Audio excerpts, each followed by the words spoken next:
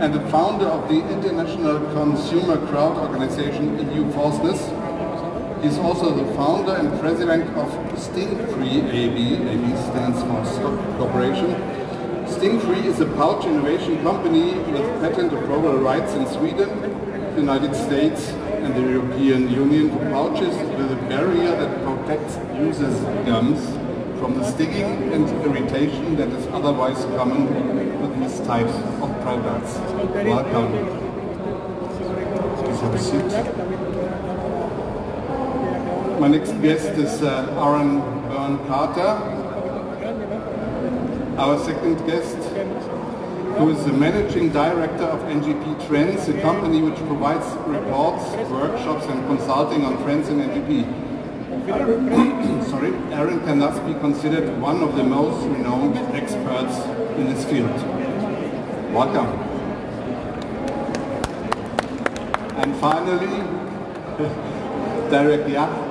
You heard him already, and I think it's a lot to say about him, but you also heard a lot from him and about him.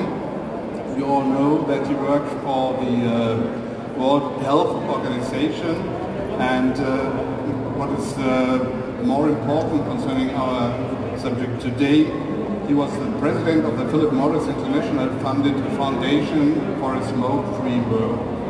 And I think I can say that your career is focused on global health in general.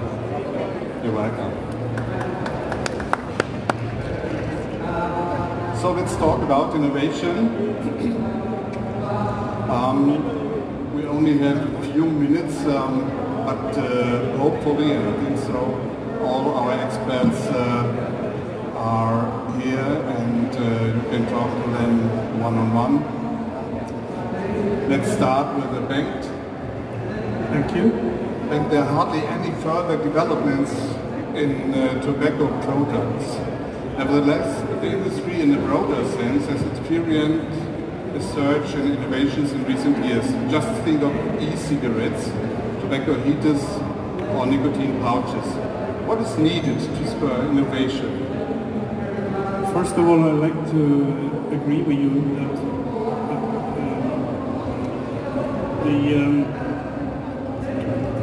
the big tobacco companies, most of them now have visions of a smoke-free world, a better tomorrow, a world without cigarettes. But talking about my own experience is that when you are an inventor seeking help, you will find, for example, that the European Union Investment Council, which distributes 2 billion euros each year, they don't touch you.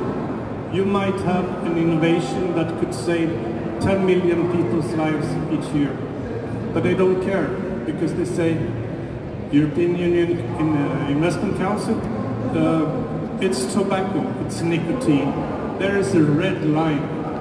I've also experienced this with venture capital organizations.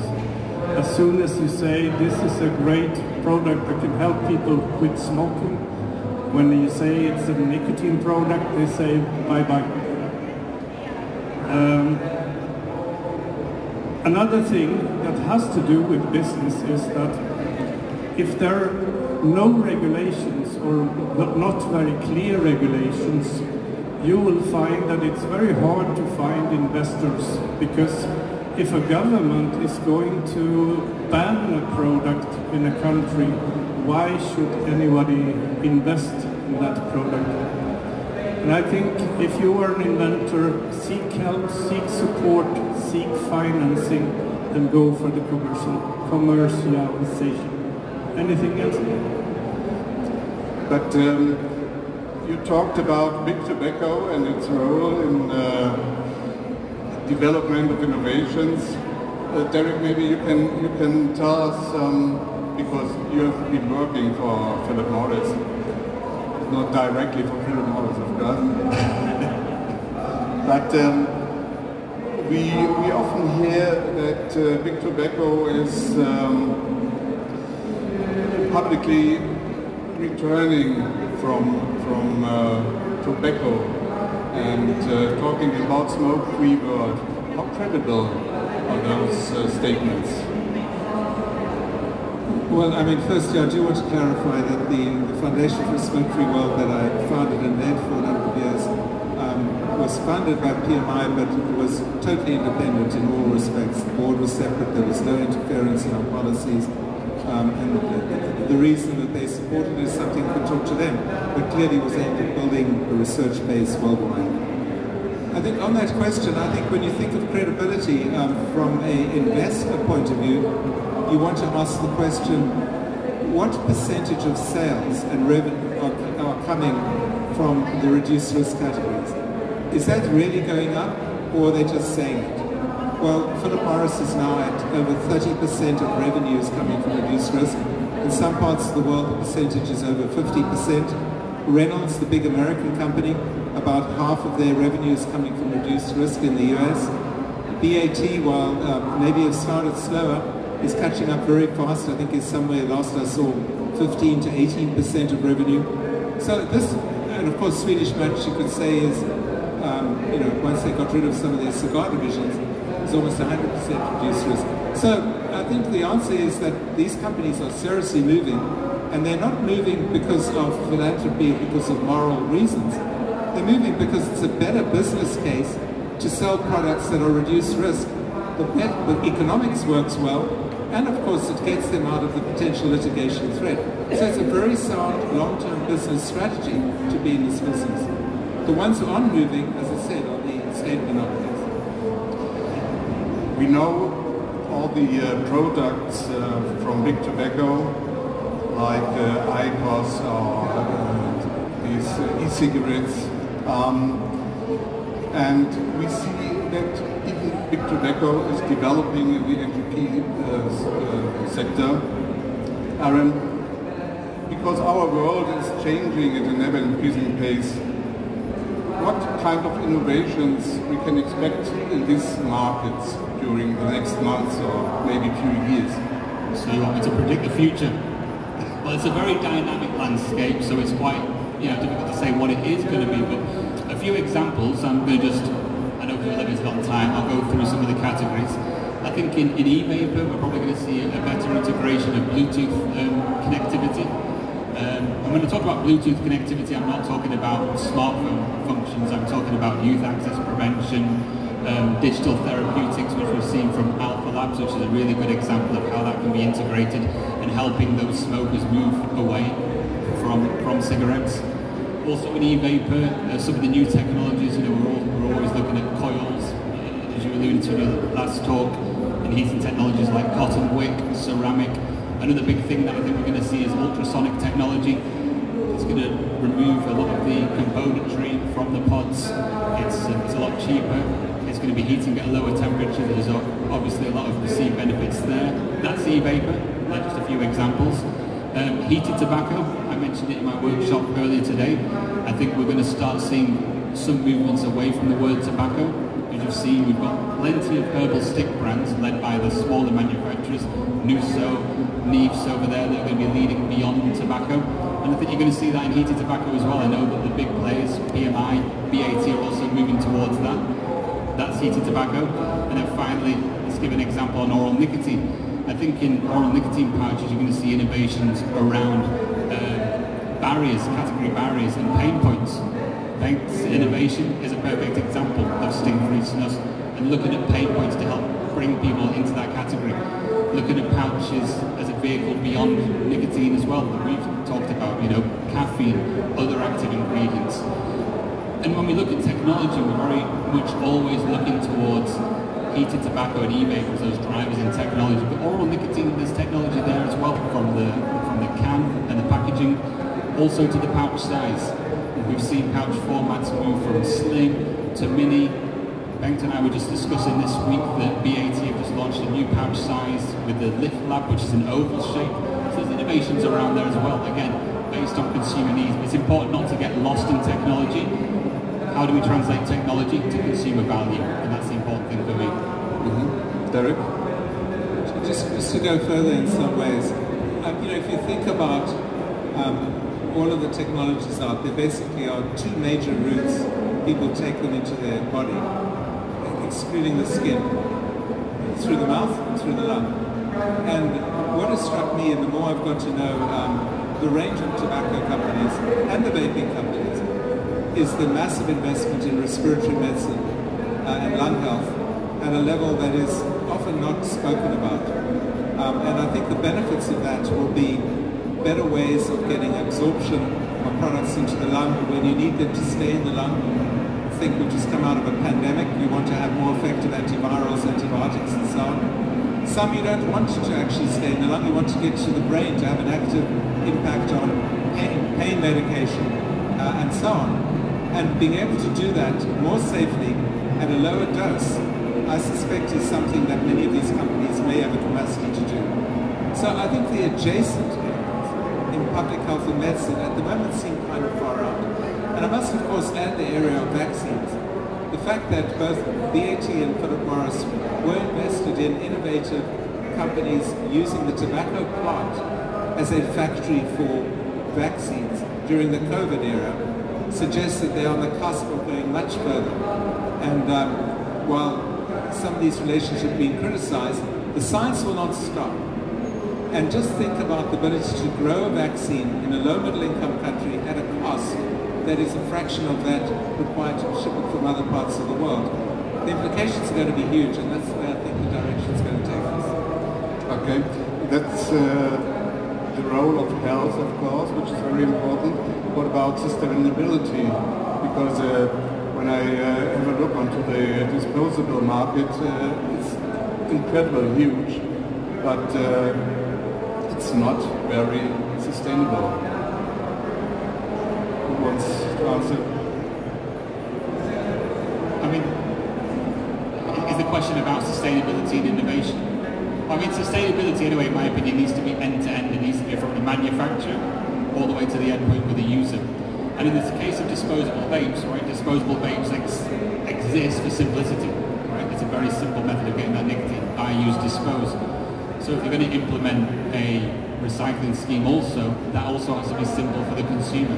Because as much as the consumer, and this is not offending any consumer out there, as much as they say that they care about recyclability and sustainability, if it's complicated, they're less likely to follow it. So that innovation has to go through.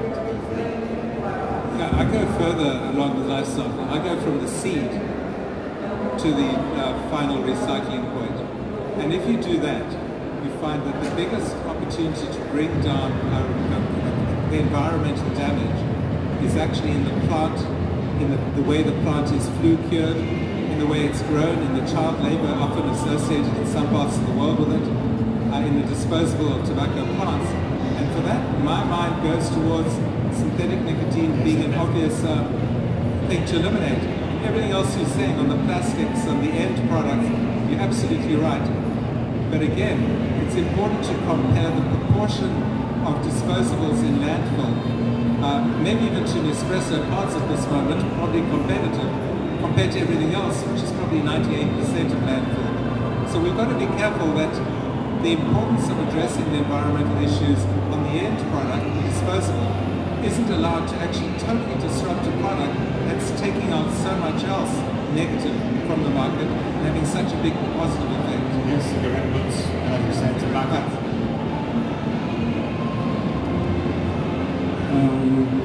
We have a difference between snus nicotine pouches and cigarettes. And in Sweden, all cans come with a waste lid. So in Sweden, if you look at bus stops, etc., you find perhaps a lot of cigarette butts, but you find very few snus pouches because we put the waste in the lid.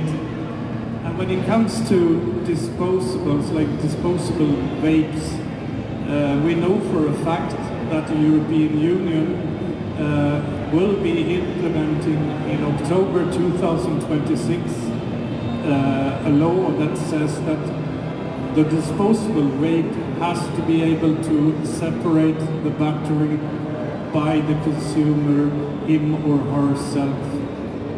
So sometimes consumers' demand comes at such a speed that regulation don't have time to follow. So there is something the industry must consider in the future. And let's come back to the role of smaller companies in innovations, because we heard something about big tobacco. Which role alongside big tobacco do smaller companies play in innovating products? Bengt. Well, I'm the founder and president of a two-person company where the only employee is my son, Daniel Wiberg. So I do have experience to share with small companies. During my innovation journey, I've come across words like attitudes, like when small companies approaching a big company, you find the attitude of not invented here. Some of these companies have billion-dollar research departments, and if you come up with a bright idea, it's very, very difficult to plant the seed at the top management. So my advice to smaller companies is seek help. I had tremendous help from scientists all over the world, actually, totally free of charge. They're very happy to talk about how their knowledge can help you with your bright business idea. And coming back to this thing about financing. Don't spend years like I have partly done, chasing patent approvals, etc. If you have a bright idea, test it with consumers. Send out surveys. What does the consumer think about your business idea, your product? And go for commercialization in the very beginning. Don't wait for the big companies to fix things from you. Don't be naive, because that very rarely happens.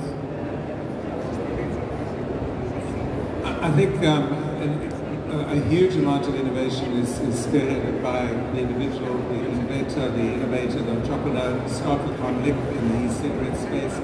I think of all the hobbyists playing around with their input systems, first tried to use coils and batteries and trying to, they were innovators. I think on a big scale now what we're seeing is that many of the larger tobacco companies have got venture arms and they're actively seeking out these startups. And I think there's good and bad around it, and I've seen both being in a food company. They're either seeking them out because they have an innovation which will help them take off even more and have even more good, which is fantastic. But some of them actually buy out the technology to kill it ever getting onto the market, to become a competitor for them. And my view is that it takes a lot of courage of a small company who's invested their own money often to resist a large check from a large company. But many of them do hold out and succeed down the line. So I think it's a usual balance, and this is not unusual to the tobacco sector, it's across all sectors. The difference with the tobacco sector is that there's still a stigma that the venture capital and the investors have about this sector. And they are more interested in putting money into startups in the cannabis space, or the psychedelic space, or the kratom space, than in the nicotine space, even though the lives to be saved in this space are greater than almost any other space.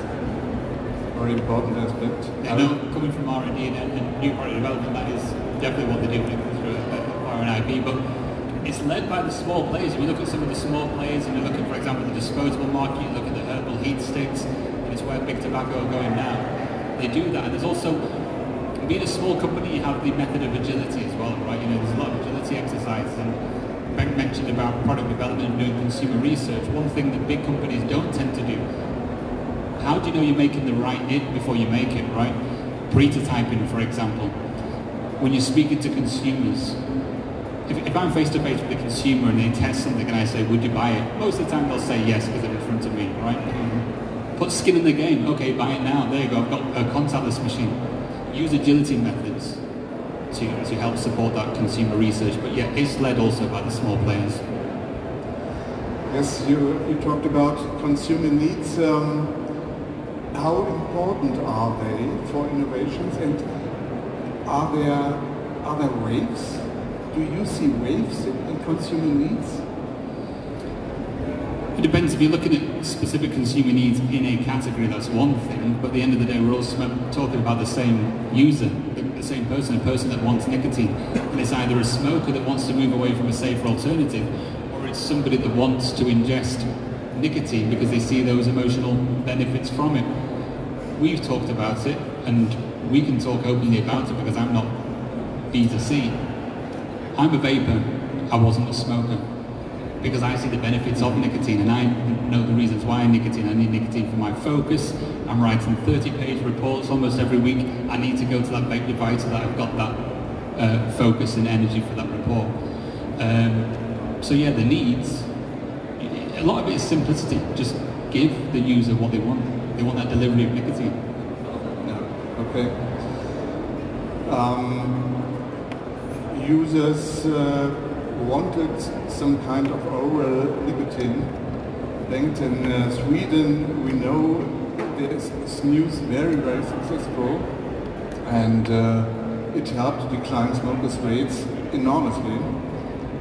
Why is it so successful? And you made Snus better, but is there still any development possible? Yes, I mean, Snus, in my opinion, is the oldest tobacco harm reduction product in the world. It was invented in the end of the 1700s. With the development of cigarettes were at its peak in Sweden in the end of the 70s. But there was an invention of Snus. Snus for 180 years was in loose form, that you have to bake a ball and the tobacco flowing between your teeth. It was not very hygienical. So when Professor Kurtensell, the research development manager of Swedish Match, placed the loose snus in an empty tea bag, things started to happen. Smoking is today almost eradicated in Sweden. We are bound to be the first country in the world reaching the World Health Organization goal of a country where less than 5% are smoking daily. But snus has, since all these years snus has been around, it's been a masculine thing. Sweden is one of the only countries in the world where women are smoking more than men. I heard a figure, I think from Derek, that in China there goes 50 smoking men to 1 smoking woman. Well, in Sweden it was the opposite. So with the innovation of the nicotine pouch, which does not stain your teeth, it's totally white, we see now that the smoking prevalence among Swedish women is almost the same as Swedish men, because somebody invented a tobacco-free product that doesn't stain your teeth. And yeah, now it's a fantastic story, the Swedish experience, and it's really shameful that the European Union and some other individual nations do not allow snus, although we can prove that we have the same consumption of nicotine and tobacco in Sweden as the rest of the European Union. But we don't smoke, we use it under our lips instead, and it doesn't bother anybody else. It's very discreet. And I saw a sign here in the fair, no vaping allowed. Well, I'm enjoying. I'm a former smoker. I'm enjoying my nicotine right now, and it's okay. Yeah, just two comments. One, Bengt comes from the land of Lars Ramstorm, and if anybody doesn't know him, he in many ways was one of the fathers of modern tobacco control, not in Sweden, but in the world. He's now in his early 90s, intellectually very much with us. He's actually the only surviving member of the original World Health Organization report on smoking and health in 1970 that led to the first resolution. And I mention it because he used to visit us at WHO with his Snus data and try and get us to take it seriously, representing the Swedish Cancer Society. And mea culpa, we looked at this and said, it's coming from a tobacco company, we can't trust it, and he was sent away for decades, until now, when it's taking off. If I can just comment on one of the things as well that Bengt said about the change in women starting to use Snus. So I think that also raises an area of innovation we don't think about enough, where I don't feel we have enough innovation, and that is, how are we designing all of these products to be sensitive to often the different needs and desires of men versus women? And I mention that because in most consumer goods products, this is given a lot of detailed thought. Sometimes it's not important, but in most, actually, it is important. And here we're dealing with a product which has certain inhaled characteristics. It has a look, a visual feel, a taste, a smell. All of these tend to have gender dimensions to them. And if you don't believe me, think about the dark work of Philip Morris in putting out Virginia Slims in 1968, where they got Martina Navratilova and Billie Jean King to help design a product that is slim, long, thin, designed explicitly and solely for women. Why are we not seeing the same dedication to women in getting them off combustibles that we did in putting them on combustibles? That's a big area of innovation that still needs to be pounced on. And I think many in this room could be thinking about how they could actually do it. And there's a massive market to be told. As I said, part of the problem about the pouches, from what I understand, when I used to speak to women, they used to say it's disgusting. I'm not going to stick that thing in my mouth. And now, of course, things have improved. It doesn't stain. It's obviously been looked at. Think what we could be doing on a bigger scale. And the last point is that while in many parts of the world, particularly in Asia and the Middle East, the proportion of women who smoke is extremely low, maybe under 5%. In large parts of Europe, women are smoking more than men, and in large parts of Latin America, women are smoking more than men. And for that reason, one wonders, where is the innovation to think differently about their needs, their desires, their wants in the new product spaces? If I could add something about the Swedish and now the Norwegian experience, also the Icelandic experience where smoking rates are going down, I would like to say and think it has very, very little to do with tobacco control organizations or regulations. Consumers have found a way, in Iceland for example, snus tobacco is forbidden, but nasal snuff, which is made of the same tobacco as snus, is allowed. So what does the Icelanders do? They place the nasal snuff in an empty pouch and use it as a snus. In the youth in Iceland, smoking I think is down to 1 or 2% now. Another way for consumers, in Norway, tobacco-free nicotine pouches are not allowed, but snus is allowed, and it has brought down young Norwegian women smoking to 1% from being 30% 20 years ago. But what happens is that nicotine pouches are now sold in Norway. They have 1% tobacco in the content. Then you fulfill the regulations. So I think the Swedish experience with consumers finding out ways to enjoy nicotine without combustion is really fantastic. So we talked about the consumers' needs, the technical product sides, the companies. Should or could governments or governmental organizations help to push innovations in this market? I'm going to pass this on to Derek, but I mean, they do, but I think it requires education, and it's one of the reasons why I'm doing what I do, is because, as Derek put it in his last talk, it is a very complex landscape, and there is a lack of education in there, and if they're willing to listen, if you can get in there with governing health bodies and the likes, and educating them on what is out there, then that's there's a real opportunity there. I think we all agree the answer must be yes. The question is how we make the case more effectively than is currently being made. And I think one of the things to stress is that if you look at the World Health Organization documented trends in major chronic diseases, and by that I'm referring to cancer, heart disease, lung disease, and the related areas related to smoking, depression, schizophrenia, tuberculosis, they are all going in the wrong direction. And WHO acknowledges it. There's a growing pressure over the next few years to try and get back on track with some of these conditions. Harm reduction, tobacco harm reduction, is one way to cut the long-term cancer rates, cardiovascular, the lung cancer death rates. People are often unaware that 70% of people with schizophrenia smoke, 70%, which means that explains why people with schizophrenia die 10 to 15 years younger than people without schizophrenia.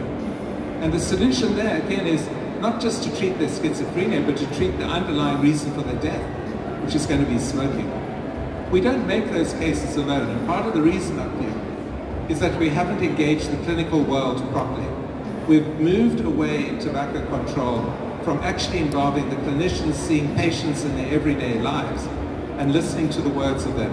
The proof of it is that it was the cancer societies who led tobacco control, followed by heart and lung and these things. Today it's groups like the Campaign for Tobacco-Free Kids or some general policy group who are more interested in taxes and regulations than in saving people's lives and in trying to deal with the struggle of everyday smokers. That's what we need to get through, and they need to be a stronger voice to governments, because governments listen to their people when they actually are spoken to in a coordinated way. Okay, thank you. Because time is running out, I would like to ask you finally for a brief outlook. Aron, maybe you start with the answer of the question, which product category will prevail in the coming years, and when will the last tobacco cigarette will be smoked? So which category is going to prevail? That's the bold statement. There isn't going to be one, because you have to provide consumers with optionality. That's my opinion anyway. You can't just rely on EVP, you can't just rely on heated tobacco, oral nicotine or everything. There isn't a one-size-fits-all.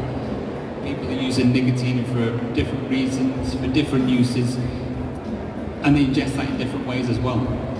So I wouldn't say there's one size fits all. There isn't one category it's going to prevail.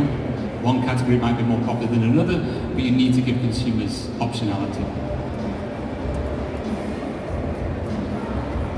Yeah, I agree, and I think we've learned that the more diverse the options given to consumers, the more likely they are to switch permanently and even quit.